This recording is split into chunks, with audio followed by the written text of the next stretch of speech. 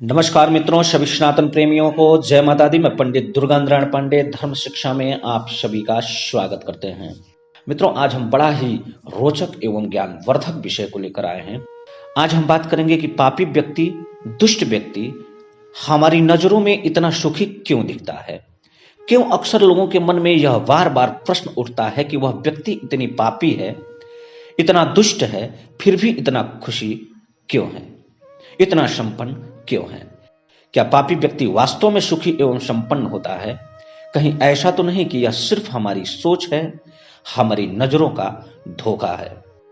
पापी व्यक्ति खुशी और संपन्न हमारी नजरों में क्यों दिखता है, आज इसी विषय पर विशेष रूप से हम चर्चा करेंगे। तो आइए मित्रों, इसे हम विस्तार से समझते हैं और इसके पीछे का वास्तविक सत्य क्या है उसे जानते हैं। तो जुड़े रहिए हमारे साथ इस वीडियो में अंत तक। हमें आशा है कि आपको ज्ञान के साथ आनंद की भी प्राप्ति होगी। मित्रों, यह तो बात अटल सत्य है कि व्यक्ति के कर्मों से ही पुण्य एवं पाप का सृजन होता है और पुण्य एवं पाप पर ही आधारित होता है सुख एवं दुख। व्यक्ति जैसा कर्म करता है वैसा ही फल की प्राप्ति होती है। यह भी सत्य है कि जो व्यक्ति पूर्व जन्म में तामस भाव से, अहंकार से धर्म का कार्य, पुण्य का कार्य किया होता है, उस व्यक्ति को उसी कर्म का फल इस जन्म में प्राप्त होता है। फलस्वरूप उस व्यक्ति को क्षणिक सुख की प्राप्ति तो होती है, परंतु अपने तामस भाव के कारण, अपने पाप कृत्य के कारण धर्म एवं भगवत कृपा से वंचित रह जाता है और पुण्य अर्जित नहीं कर पाता। अंततः ऐसे ही व्यक्ति को इस लोक में ही नहीं, परलोक में भी घोर कष्ट के सिवा कुछ नहीं मिलता। ऐसा ही व्यक्ति घोर नरक को जाता है। मित्रों, आपको इस विषय में हम एक छोटा सा दृष्टांत सुनाते हैं। हमें आशा है कि इस दृष्टांत के द्वारा इसमें छुपी हुई रहस्यों को आप समझ पाएंगे। मित्रों, एक गांव में दो भाई रहते थे। दोनों भाइयों के सिवा उनके घर में दूसरा कोई नहीं था। बड़ा भाई जितना धार्मिक प्रवृत्ति का था, छोटा भाई उतना ही दुष्ट प्रवृत्ति का था। किंतु बड़े भाई की समझदारी के कारण दोनों भाई साथ में ही रहते थे, एक दूसरे के कार्यों में किसी भी प्रकार का दखल नहीं देते थे। दोनों भाई अपने अपने ढंग से अपना अपना कार्य करते थे। बड़ा भाई सात्विक विचार का था, हमेशा धर्म का कार्य करता था, परंतु छोटा भाई उतना ही पाप कृत्य करने वाला था, बड़े दुष्ट स्वभाव का था। एक दिन की बात है कि दोनों भाई कहीं जा रहे थे। गर्मी बहुत ज्यादा थी। दोनों भाई एक चौराहे पे वृक्ष के नीचे आराम करने लगे। तभी उस रास्ते से कुछ लोग कहीं जाते हुए दिखाई दिए। बड़े भाई के मन में यह जिज्ञासा होने लगी कि इनसे पूछा जाए कि यह लोग कहां जा रहे हैं, और बड़े भाई ने ऐसा ही किया। बड़े भाई के पूछने पर उस झुंड में से एक व्यक्ति का जवाब आया कि यहां से थोड़ी दूर पे एक बहुत ही बड़ा यज्ञ हो रहा है और उस यज्ञ में एक महात्मा जी आए हुए हैं जो बड़े सुंदर भगवान की कथा कह रहे हैं।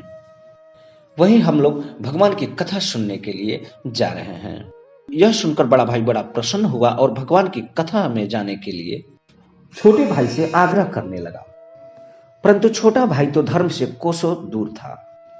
अपने तामसी भाव के कारण जाने से मना कर दिया। इस बात से बड़े भाई को बड़ा दुख हुआ और वहीं वह बैठ गया। दोनों भाई उसी चौराहे पर बैठे ही थे कि कुछ लोग चौराहे से दूसरी तरफ जा रहे थे। बड़े भाई के मन में फिर जिज्ञासा हुआ कि इनसे पूछा जाए कि यह लोग कहां जा रहे हैं। बड़े भाई के पूछने पर एक व्यक्ति का जवाब आया कि यहां से थोड़ी दूर पर एक मेला लगा हुआ है, उस मेले में अनेक मदारी वाले आए हुए हैं और अपना खेल दिखा रहे हैं और वहां पे नृत्य भी बड़ी सुंदर हो रही है। यह सुनकर छोटा भाई खुशी से झूम उठा, क्योंकि उसके तामसी स्वभाव के अनुसार कार्य मिल गया था।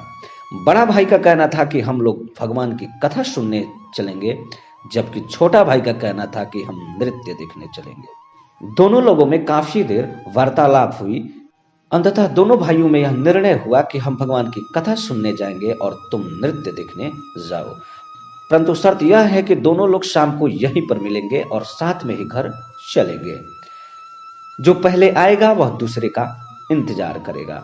यह शर्त लेकर दोनों भाई अपने अपने मार्ग पर चले गए। लेकिन सबसे बड़ी बात थी कि इसी दौरान इन दोनों पे परमात्मा की कृपा होने वाली थी, अर्थात इन दोनों के कर्मों का फल इन्हें प्राप्त होने वाला था, जबकि दोनों भाई इस बात से अनजान थे। छोटा भाई अपना नृत्य देखने चला गया, जबकि बड़ा भाई भगवान की कथा सुनने के लिए चला गया। शाम का समय हुआ, छोटा भाई नृत्य देखकर वापस आ ही रहा था कि रास्ते में उसे एक पोटली पड़ा हुआ मिला। छोटा भाई जैसे उस पोटली के गांठ को खोला, उसकी आंखें खुली की खुली रह गई और आश्चर्य का कोई ठिकाना न रहा। खुशी से वह झूम उठा। कारण यह था कि उस पोटली में कुछ पैसे एवं कुछ सोने के जेवर थे। उस धन को प्राप्त करके छोटा भाई उसी स्थान पर पहुंचा जहां से दोनों भाई अपने अपने मार्ग को गए थे। थोड़ी देर इंतजार करने के बाद इससे भी बड़ा आश्चर्य यह हुआ कि बड़े भाई का पैर फटा हुआ था एवं वह दर्द से कराह रहा था और धीरे धीरे कदमों से चला आ रहा था। इस दृश्य को देखकर तामसिक प्रवृत्ति के कारण इस छोटे भाई के दिलो दिमाग में व्यंग की बाणें सजने लगी। जैसे ही बड़ा भाई करीब आया, छोटा भाई व्यंग में कहने लगा कि कहा था ना कि आजकल धर्म करने से, सतमार्ग पे चलने से कुछ नहीं मिलता। जो मौज करता है, जो पाप करता है, आगे वही बढ़ता है। देखो, तुम धर्म का कार्य किए तो तुम्हें कष्ट मिला और हम मस्ती भी किए और हमें धन भी मिला। चोट से तो कम, परंतु इस बात से बड़ा भाई बड़ा दुखित हुआ। यह पूरा दृश्य देवर्षि नारद जी देख रहे थे। उन्हें भी यह रहस्य समझ में नहीं आ रही थी कि आखिर ऐसा क्यों हुआ कि जो सदैव धर्म का कार्य किया उसे कष्ट मिला और जो सदैव पाप कर्म किया उसे धन। इस प्रश्न को लेकर देवर्षि नारद तत्काल भगवान विष्णु के पास पहुंचे। भगवान विष्णु नारद जी के इस प्रश्न को सुनकर नारद जी से कहते हैं कि हे नारद, इन दोनों भाइयों के कर्मों के अनुसार ही इन्हें फल मिला है। कर्मों के फल से कोई वंचित नहीं रह सकता, उसे आज नहीं तो कल भोगना ही पड़ता है। यह जो बड़ा भाई है, उसे पूर्व जन्मों के कर्मों के कारण आज बहुत ही बड़ी दुर्घटना होने वाली थी, जिससे वह पूरी जीवन अत्यंत कष्ट में व्यतीत करता। परंतु इस जन्म में वह इतना पुण्य का कार्य किया है कि उसके पिछले सारे पाप नष्ट हो गए हैं और उसे थोड़ी सी ही चोट लगी और जो उसका संपूर्ण जीवन कष्ट में होने वाला था वह सुख में परिवर्तन हो गया। और वह इस जन्म में इतना पुण्य का कार्य किया है कि उसे अंत में हमारे लोक की प्राप्ति होगी। जबकि जो छोटा भाई है वह पूर्व जन्म में बड़ा ही दानी और धर्म का कार्य करता था, परंतु वह धर्म और दान अहंकार वश किया था। इसी कारण उसे इस जन्म में धन तो प्राप्त होना था, परंतु धर्म नहीं। उसे पूर्व जन्मों के कर्मों के कारण आज इतना धन मिलने वाला था कि इसकी कई पीढ़ियां उसकी भोग करती, फिर भी वह धन समाप्त नहीं होता। किंतु यह इस जन्म में इतना पाप किया है कि उसका पूर्व जन्म का पुण्य क्षीण हो गया है और आज इसे इतना ही धन में संतोष करना पड़ेगा और वृद्धावस्था में इसे यहां तो कष्ट मिलेगा ही, अंत में इसे घोर नरक की प्राप्ति होगी। इस रहस्य को यह दोनों भाई नहीं जानते। अपने कर्मों के फल से कोई वंचित नहीं रह सकता। मित्रों, कर्म का तो फल मिलता ही मिलता है, आज मिले या कल। मित्रों, 4 प्रकार के लोगों का जन्म इस धरातल पे होती है। पहला वो जिसके लिए इस लोक में सुख तो प्राप्त है पर उस लोक में नहीं। दूसरे वो लोग जिन्हें इस लोक में तो क्षणिक सुख है पर उस लोक में नहीं। तीसरे वो लोग जो इस लोक में भी सुखी हैं और उस लोक में भी सुखी रहते हैं। वह ना इस लोक में दुखित होते हैं और ना ही उस लोक में। ऐसे लोग धर्मनिष्ठ होते हैं। जो धर्म के कार्य करते हैं उन्हें यह गति प्राप्त होती है।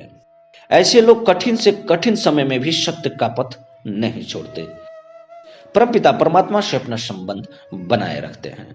ऐसे ही लोग जन्म और मरण के इस चक्र से छुटकारा पाते हैं। ऐसे लोग सुख और दुख में एक समान होते हैं। चौथे वह लोग हैं जो इस लोक में भी दुखी हैं और उस लोक में भी। जिनकी तृष्णा कभी समाप्त नहीं होती, उनके मन में घृणा के अलावा और कुछ नहीं होता, सिर्फ पाप कृत्य करना उनका कर्म है। पूरे जीवन में पाप के सिवा वह कुछ नहीं करते और अंततः उन्हें नरक की प्राप्ति होती है। मित्रों, हमारे कहने का तात्पर्य और इस कथा का सार सिर्फ इतना ही है कि सत्य परेशान हो सकता है पर परास्त नहीं होता है। अच्छे कर्मों का फल सदैव अच्छा ही होता है, जबकि बुरे कर्मों का फल सदैव बुरा। शास्त्रों का मत है कि जो धर्म की रक्षा करता है, धर्म उसकी रक्षा करता है। धर्मो रक्षति रक्षितः। यदि आप धर्मनिष्ठ हैं तो आप यह समझिए कि आप पर परमपिता परमात्मा की असीम कृपा है। और यह आपका वह संचित धन है जो इस लोक में भी और परलोक में भी दोनों में आपके साथ होगा। तो जय माता दी मित्रों, हमें आशा है कि आपको यह बात समझ में आ गई होगी कि कर्मों के फल से व्यक्ति वंचित नहीं रह सकता। आपको हमारा यह पोस्ट कैसा लगा, इस विषय में आपका अनुभव क्या है, हमें कमेंट करके अवश्य बताएं। जय माता दी मित्रों, माता रानी की कृपा सदैव आप सभी पर बनी रहे। जय माता।